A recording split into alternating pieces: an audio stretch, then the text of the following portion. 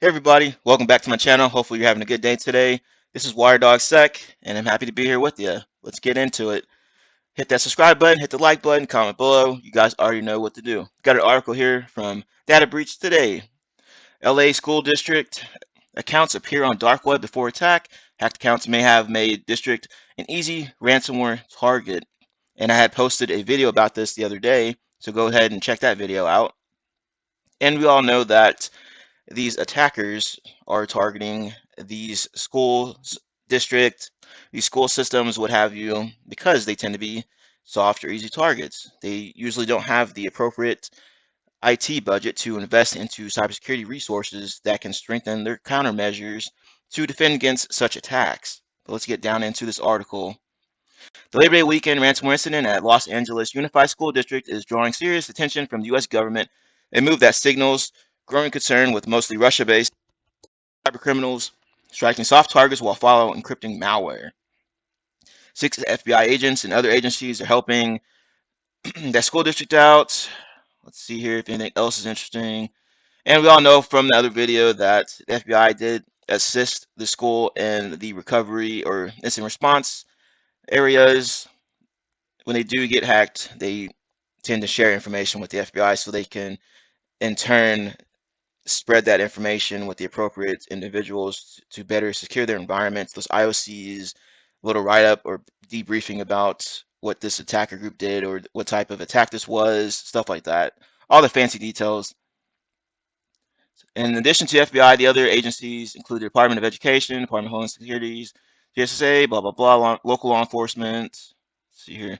Officials have not said what led to the ransomware attack, but Information Security Media Group has learned that in the months leading up to the attack, login credentials for accounts within the school district's network were offered on the dark web. So it sounded like someone may have had their credentials compromised beforehand, or they may have maybe used their school's or work email account on a different platform that was non-work related. Maybe they had it on Instagram or some other stuff out there, and maybe that password was the same as their work password for their email account. Who knows? At least 23 sets of login credentials belonging to people working for and with the district were exposed, according to a source who wished to remain anonymous. The information include usernames, which were email addresses with the suffix, as you can see there, and passwords. Many of the passwords were simple, such as French fries plus a number. Wow. That's a very secure password right there. French fries. I mean, no one ever guessed that, right? Or no one would be able to crack that password there. And that goes to show that a lot of people are still using garbage passwords. Go ahead and check out that video I created about passwords, proper password management. Make sure you're using password managers to manage various different passwords for various different sites. All right, it makes it a lot easier to manage passwords. Passwords can be a pain in the neck. So at least one set of credentials unlocked an account for the district's virtual private network service. VPNs are often used to secure access to blah, blah, blah, but those VPNs accounts can be vulnerable to takeover. Ransomware attackers often seek access to VPNs as a step to navigating to other key network resources and eventually install ransomware. And that is correct. VPN is a way into a organization's network. I mean, it's an easy way for an attacker to gain a foothold, or the attacker can also compromise an email account. And users like to leave all kinds of emails in their email account that can contain various type of sensitive information in there. But yes, VPNs is a surefire way to get into an organization's network, especially if the user is using very guessable or easy to guess type of credentials, and if they don't have any type of multi-factor or two-factor authentication on their accounts, it makes it even easier for these attackers to get into organizations. See this said no comment, of course. There are indications that some of the users have multi-factor authentication on their accounts. MFA usually involves entering a time-sensitive code, blah, blah, blah. It's a good way to stop the cyber criminals have managed to capture username and password. So apparently they did have multi-factor in place, but I guess it wasn't on all the accounts, and that's commonplace at various different organizations. They may have MFA, so they hit that check in the box, like, yeah, we're using MFA, we're using 2FA, but in reality, they don't have it implemented on all accounts. Let's see here.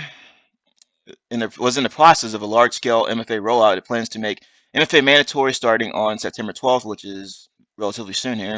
The requirement would apply to employees and contractors accessing its systems for external networks, such as home or public Wi-Fi.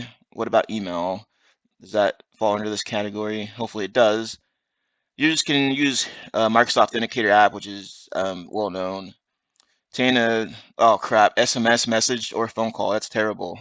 I highly do not recommend using SMS or text message or phone call because of all the weaknesses involved in that. You should use the app itself that can generate the one-time passcode needed to get in to something. District recommends using the mobile Microsoft Intercap would send a push notification. Okay, that's good right there. Send a push notification to users that can improve the login. That's a more secure way to receive. Yep, right, exactly what I just said. And here's a little, I guess, public disclosure of this attack that went on to everybody, and then it explains their MFA rollout stuff. Let's see here. It says, but MFA may have protected the district in this case. It is possible that the district computers were the compromised accounts were used or infected with malware or botnet code that was misused by security software. Interesting. So yeah, maybe they had some kind of vulnerability that was out there and they didn't patch it in time or remediate the vulnerability, and then attackers got in that way. Who knows what really happened, since they're not going to release that information probably. That means the cyber criminals already have persistent access to machines on the network, regardless if MFA is enabled. Login credentials, of course, and of course, MFA can be bypassed. But the point is to put these countermeasures in place to make it more costly for the attackers so they can move on to somebody else. See, this district-wide password reset, and that's a typical response to reset all the accounts. Passwords as a safety measure, precaution, and it just goes into 53,000 student employee passwords have been reset. Microsoft was helping, blah, blah, blah. Let's see here. Tweeted that the district's IT department was able to get the My Integrated Student Information Systems, or MISIS, running in just 2 hours, so it wasn't too bad. I mean, 2 hours isn't too bad, apparently. It's a critical system tracking student attendance, enrollment, grades, blah, blah, blah. Let's see, restoration of the system is just 2 hours. So it had a pretty good, has a good backup and restoration regime, which would be critical to bouncing back at the ransomware attack. So that's good. I'm glad they were actually doing this here. They actually had this stuff squared away because, of course, when ransomware happens, you want to get your systems in operational order as soon as possible so you can get your business back to normal operations and such. Attack group Vice Society had created a video about those guys the other day as well, so be sure to check that out. Vice Society uses ransomware attacks against the education sector to gain access to and threaten exposure of sensitive personal information, students, and staff for financial gain. Of course, as it still has that sensitive information, they're going to sell it on the dark web if you don't pay the ransom, or they may just sell it regardless. Who knows? These guys are criminals, so it doesn't matter either way, honestly.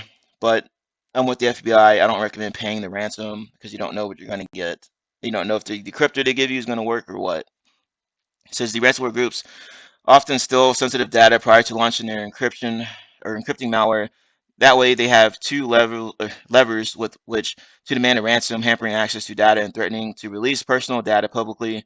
The secondly is known as double extortion, and covered that in a couple other videos as well. And that's about it of this article. I'll have the link posted in the description so you can go read it, analyze it yourself. If you enjoyed the video, hit that like button, subscribe to the channel, and comment below on your thoughts and opinions. And I will get back with you with another one. Thank you for watching.